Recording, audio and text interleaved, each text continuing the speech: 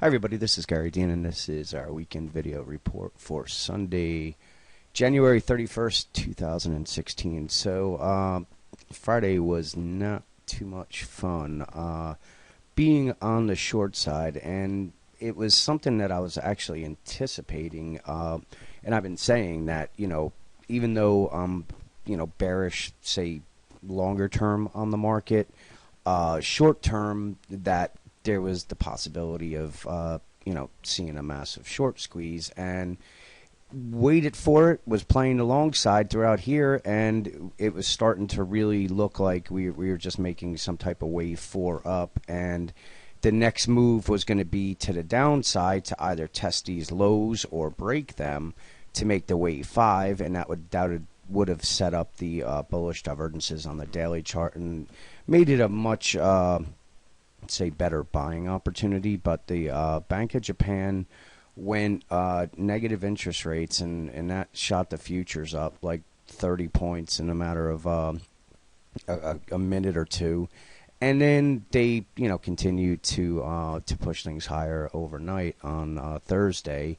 And what happened on Friday was just a massive short squeeze, and a lot of people got washed out. So short term right now, like I'm talking within the next say 1 to 3 days, in that range, I do believe we're going to get some type of pullback, and that's mainly on the short term charts that I'm going to show you. But it may be one of those trades that we're just looking to get out of the short side and then look to get long. I think that there is going to be more room on the upside. I do believe eventually they could make it all the way up to this level here, which is somewhere in that 2007 level, or they may even come all the way up and test this moving average at 2045. But before that happens, like I said, I do believe they're going to have to come down, test some support levels, make sure that there's going to be buyers once all the shorts got squeezed out of this, and then if they can hold, form some type of base, then most likely going throughout, probably into the end of February, we're going to see some type of rally that's going to take us someplace up here.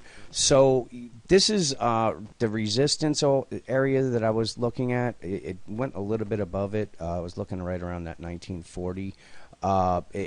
You'll see it on this chart here. Actually, it went a little bit above this this resistance here.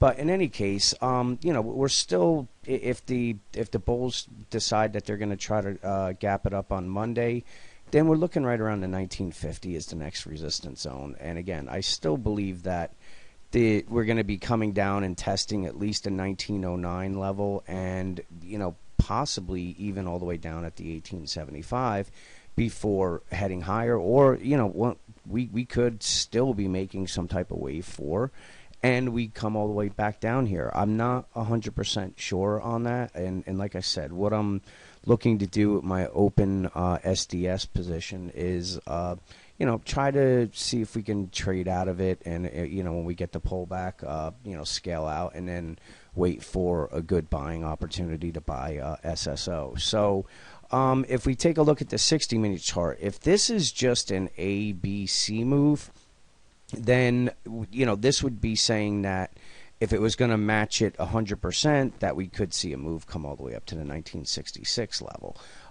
We have the moving average at the 1962, so there are some resistance, and plus we have price resistance at the 1943 and then the 1952 level.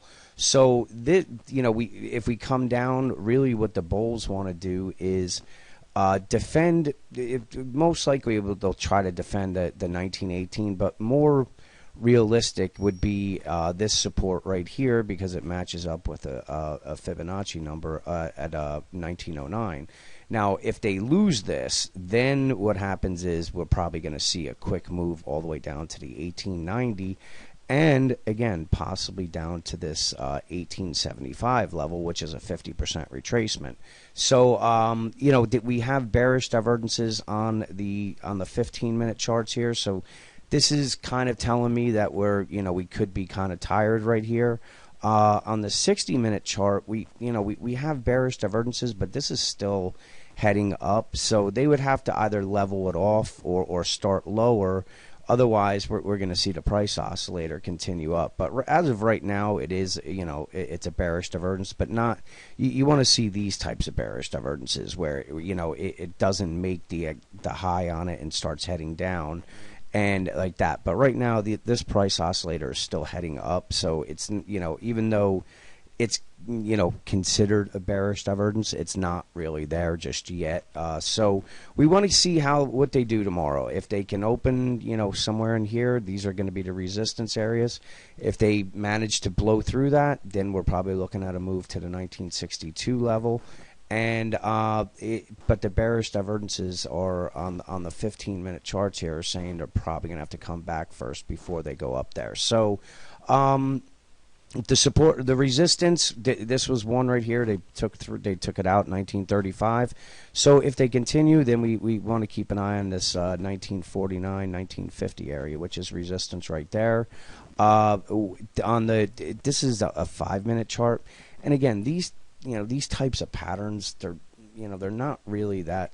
It's a bearish rising wedge that is at the upper end, so it's not even like starting at the bottom here. This thing is just kind of levitating. Typically these don't really last, and what happens is once they break through, let's say, to 1927, that's when we start seeing some sellers step in. And again, 1907, 1904 will be a support area. And then, this 1890 is another one, because we have the moving average as well as the 38% retracement. So the bearish divergences on the 15-minute chart are kind of, have me thinking that the next, we're going to have some type of pullback. If the bulls hold it, then from there, I do believe that we could see this rally last into the end of February. And we could see the the S&P someplace back into the close to the 2000 level. So one thing that I have been saying is that I'm not a pound to table bearish on this market right now, and I've been saying that. I didn't really foresee this short covering rally hitting right here, but when we get the pullback, like I said, things got very, very oversold. People got very, very bearish on this market, so it's going to need time to burn that off, and that's kind of why I've been saying, even though I'm expecting a pullback, don't be overly bearish. And right now I want to see how things go. If we do get the pullback, I'm going to see how things play out. Maybe just throw a stop in place with the SDS and see if it continues lower or takes us out. But come at the end of this week, I'm definitely going to be more bullish than I am bearish, and I think that we could see some more movement to the upside heading into the end of February. So with that, have a great end of your weekend here, and I'll talk to you guys tomorrow.